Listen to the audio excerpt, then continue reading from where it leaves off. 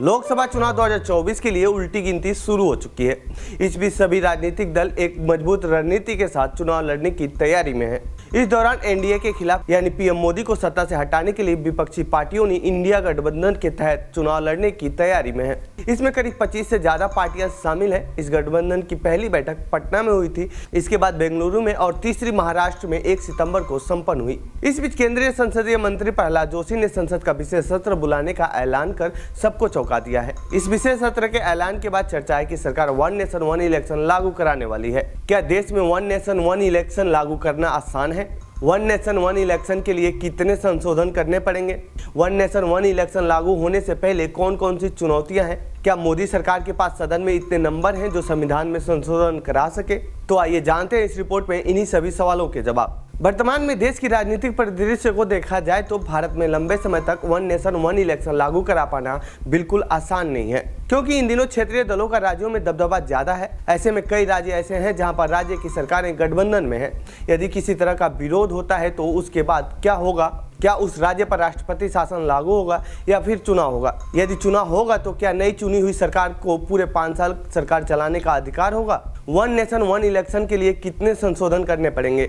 यदि सरकार को ऐसा करना है तो संविधान में संशोधन करना होगा। संविधान के अनुच्छेद 83, 172 और 356 के प्रावधानों में संशोधन के बिना लोकसभा और राज्यों का विधानसभा चुनाव एक साथ कराया जाना संभव नहीं है, क्योंकि अनुच्छेद 83 और 172 में कहा गया है कि सदन का कार्यकाल 5 साल का होगा और इसमें यह भी कहा गया है कि 5 साल पूरे होने से पहले ही सदन को भंग करना होगा। वन नेशन वन इलेक्शन लागू होने से पहले कौन कौन सी चुनौतियां हैं? विधानसभा समय से पहले भंग हो या किसी संवैधानिक संकट के कारण सरकार चलाना नामुमकिन हो तो राष्ट्रपति शासन लगाया जा सकता है। राष्ट्रपति शासन लागू करने के लिए संविधान में प्रावधान है, लेकिन यदि ऐसी परिस्थिति केंद्र में उत्पन्न होती है तो राष्ट्रपति शासन लगाने का प्रावधान नहीं है।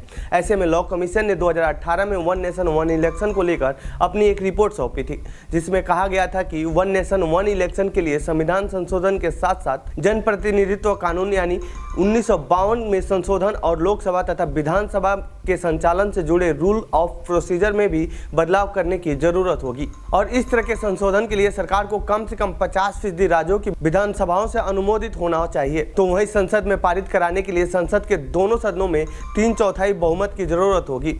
ऐसे में सरकार की राह लोकसभा में चुनौतीपूर्ण होगी, जहां बीजेपी के पास बहुमत है। वन नेशन वन इलेक्शन के लिए क्या मोदी सरकार के पास बहुमत है? मोदी सरकार के पास फिलहाल लोकसभा और राज्यसभा में इस संशोधन के लिए संख्या बल अनुकूल नहीं है। लोकसभा में इस समय कुल 539 सदस्य हैं। ऐसे में सरकार को लोकसभा में 404 सदस्यों के समर्थन की जरूरत होगी। इसी तरह राज्यसभा में अभी 238 सदस्य हैं। संशोधन पास कराने के लिए राज्यसभा में 178 वोट चाहिए होंगे। एनडीए के पास लोकसभा में 333 सदस्य हैं। इंडिया गठबंधन के पास लोकसभा में 140 के करीब सदस्य हैं और अन्य पार्टियों के पास जो किसी भी गठबंधन का हिस्सा नहीं है उनके पास करीब 66 लोकसभा के सदस्य हैं। तो वही राज्यसभा में कुल सदस्यों की संख्या 238 है।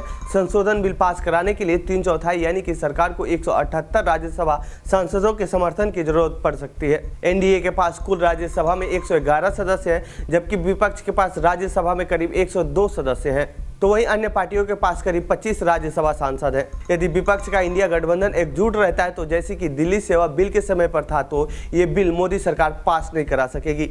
राज्यों में बीजेपी की क्या स्थिति है? इसके अलावा मोदी सरकार को वन नेशन वन इलेक्शन लागू कराने के लिए आधे से ज्यादा राज्यों के समर्थन की जरूरत पड़ेगी।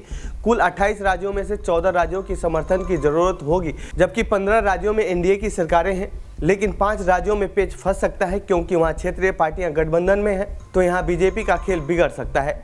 तो ये था वन नेशन वन इलेक्शन से जुड़ी हमारी रिपोर्ट। आपको कैसी लगी ये रिपोर्ट कमेंट बॉक्स में बताएं। साथ ही इस पूरे मामले पर आप क्या कहना चाहते हैं कमेंट बॉक्स में लिखें। बाकी देश दुनिया की खबरों के लिए बने रहिए जनसत्ता के साथ। धन्यवाद।